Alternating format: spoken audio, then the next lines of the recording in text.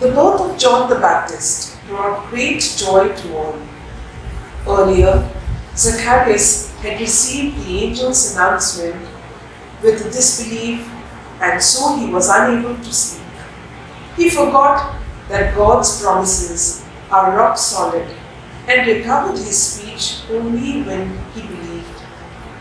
Then he could not contain his praise and thanksgiving to God. The people were amazed. We have the power of speech. When we receive favors, we should praise God. But we often choose to remain mute, either through ingratitude or pride, or because we take God's blessings for granted. A man who was deaf and dumb was healed by Jesus.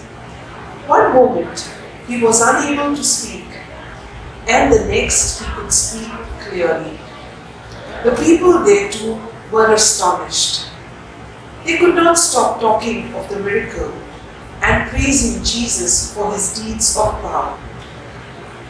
How do we react when something astonishing occurs in our life? We are naturally dumbstruck, but do we later break forth in praise?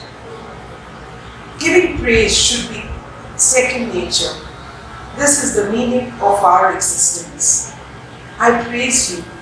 Wonderful are your works. Everything else pales into significance. Today, we celebrate the nativity of John the Baptist. He used his tongue to prepare the world for the coming of Jesus, a unique mission indeed.